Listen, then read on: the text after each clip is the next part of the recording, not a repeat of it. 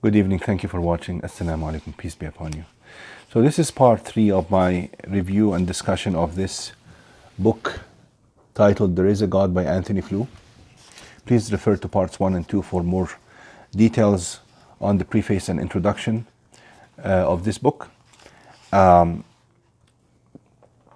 Flew, as I mentioned in part 2, examines 3 main phenomena of nature, which to him and based on his classical philosophical reasoning point conclusively to the fact that there is a God. Number 1 is the fact is that there are laws that govern everything in nature. Number 2 is life, and that there are intelligently organized and purpose-driven beings. And number 3, that there is a nature to start with, that there is something, that there is a universe to start with, that there is something rather than nothing, and that the universe is the way it is, that this universe is governed by laws, because those laws indicate that there's a lawmaker, that there's a mind, that there's an intelligence, that there is a wise power that set everything in order in an organized fashion, and that allowed everything to go in harmony with each other, so as to allow for this universe to exist in the first place, and to continue to exist, and to allow for it to progress, and eventually for life to emerge on this earth, and then to allow for intelligent beings, human beings, to also exist on this earth and continue to exist in this very harsh environment of the universe. There is this safe haven on this earth, which is not even the size of a particle of dust floating in the air compared to the size of the universe. If you compare the size of this earth to the size of the universe, it is almost like nothing, a small speck floating in the air compared to this universe. And that's not really a real comparison, because the earth is much smaller than that.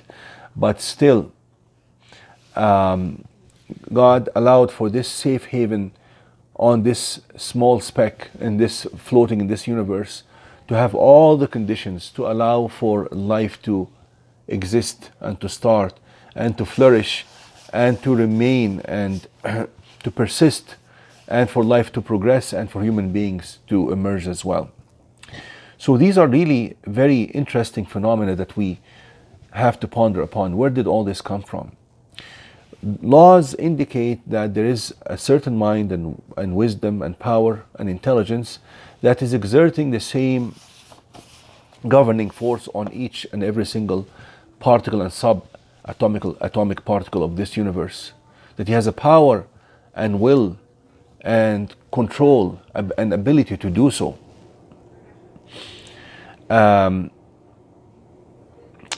Anthony Flew says here, over the last 2 decades, my whole framework of thought has been in a state of migration. This was a consequence of my continuing assessment of the evidence of nature.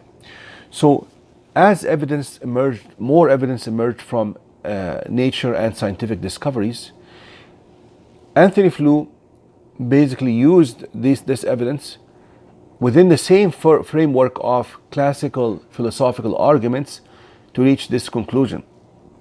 It says, when I finally came to recognize the existence of a God, it was not a paradigm shift, because my paradigm remained the same. And he states this paradigm and his philosophy in life, and this should be the philosophy of each one of us.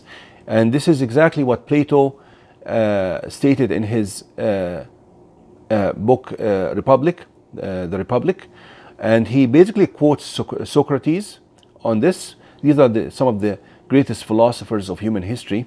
They both say we must follow the argument wherever it leads. If you want to reach the truth, you should not be biased. You should not have fixed presuppositions that you try to support using twisted arguments. No, you should free your mind from all these presuppositions and from all this dogma, and you should look at the evidence and see where it leads you. If you do that, then you will reach the right conclusion. Then Anthony Flew makes a very important point. He says, are we engaging here in science or philosophy? Then he clearly states that he's engaging in both. He's a philosopher, he's not a scientist, but the scientists have shown us and told us about their discoveries and observations and conclusions. We use this raw material we utilize this raw material in our logical reasoning, which every human being with intellect is endowed with. We use this to reach this conclusion. So to reach a belief in God, God is not a material thing that you can see or touch or feel, or you can directly hear or even smell. You cannot use your senses to directly see God. You will have to look at the evidence, the material evidence, the scientific evidence, and use your logical reasoning. You should use your philosophy that each one of us has certain set of rules that we are born with, the laws of reasoning, the principles of logic that that are universal to all human beings. We utilize those to come to that conclusion. So basically it says, when you draw philosophical conclusions from scientific data, then you are thinking as a philosopher. You don't have to be a philosopher to use this logical reasoning, because every single human being knows these logical principles of reasoning, how to come to a conclusion from a set of premises or certain basic tenets that you know from the scientific facts that you are observing with your senses, how to use them to come to a certain conclusion. Every human being has this capability and this instinct that is ingrained within him. Then Antony Flew goes on to say, he says, the leaders of science over the last 100 years, along with some of today's most influential scientists, have built a philosophically compelling vision of a rational universe that sprang from a divine mind. As it happens, this is the particular view of the world that I now find to be the soundest philosophical explanation of a multitude of phenomena encountered by scientists and lay people alike. We reach the conclusion that there is a God not just from one observation. Every single experience you have in life, from the time you're born till the time you die, every single experience will lead you to this conclusion. If you look at anything, if you look at your hand, you see, who fashioned this hand in such a way, such a magnificent way that you can grasp with it, that you can hold with it, that you can utilize it for so many purposes. The movements of this hand are almost endless. The way that we use our hand every single day. Just imagine the life of somebody whose hands are not functioning or was born without a hand. How much grief he would have in his life. How much is it a blessing to have this hand? Who fashioned this hand? Who wanted you to have an easy life, a comfortable life? Who wanted you to be able to do whatever you want to do using this just one hand? Just the hand, your eyes. Everything around you tells you that someone created you. Someone wants you to be happy.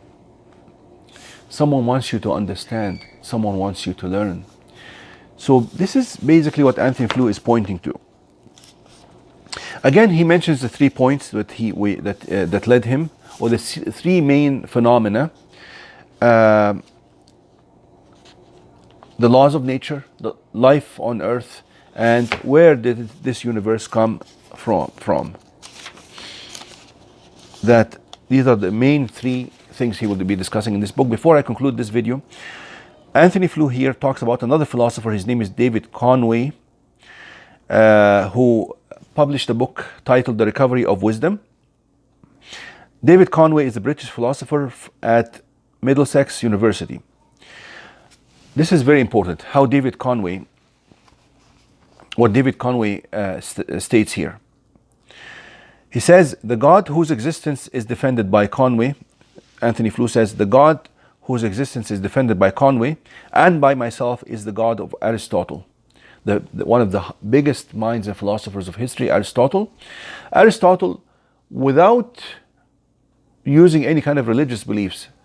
He did not predicate his beliefs, which I will mention right now, on any kind of religious background or theistic background or theological argument. No, he used his mind to come to these conclusions, just pondering in the universe and analyzing the data that he extracts from these observations. What did Aristotle say? He says, in sum, to the being whom he considered to be the explanation of the world and its broad form, Aristotle ascribed the following attributes. Aristotle ascribed the following attributes to this creator who fashioned this world. He says, this creator has the following attributes: immutability, immateriality, omnipotence, omniscience, oneness or indivisibility, perfect goodness, and necessary existence. Conway then goes to say, there is an impressive correspondence between this set of attributes and those traditionally ascribed to God within the Judeo-Christian tradition. And I'd like to add that these same attributes are the attributes of God also in the Islamic faith as well. That God is one and that He is indivisible. That God is omnipotent, is capable of doing everything and anything. That God is omniscient, He knows everything. Nothing escapes His knowledge or His observation. That God is one. That there's nothing like God. Immutability. Immateriality, that God is not material, because this material, this whole universe that we live in only came into existence 13.8 billion years ago. Before that, there was nothing. No one can prove that there was anything prior to that. There was no space, there was no time, there was no energy, there was no matter. Suddenly everything came into being. Suddenly, and that's why they call it the Big Bang, because there was nothing before that. We don't have evidence of anything before that. Anthony Flew says, God created the world so as to bring into being a race of rational creatures, human beings. Conway believes, and I concur, that's what Anthony Flew says, and Conway believes, and I concur, that it is possible to learn of the existence and nature of this Aristotelian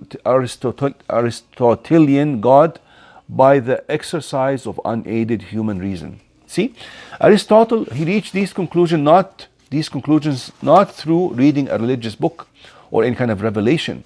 No, he just used his mind. And Anthony Flew and Conway, and these are very big philosophers of our time, came to the same conclusion, that you can know the existence of God and His basic attributes just by observing this universe and this nature. Then finally, and I will conclude my video with this last quotation from Anthony Flew. He says, I must stress that my discovery of the divine has proceeded on a purely natural level, without any reference to supernatural phenomena. It has been an exercise in what is traditionally called natural theology. It has had no connection with any of the revealed religions, nor do I claim to have had any personal experience of God or any experience that may be called supernatural or miraculous. In short, my discovery of the divine has been a pilgrimage of reason and not of faith. Thank you for watching. I will conclude this video. Please follow the upcoming videos and please refer to the previous 2 parts of this series reviewing this book, There Is a God by Anthony Flew.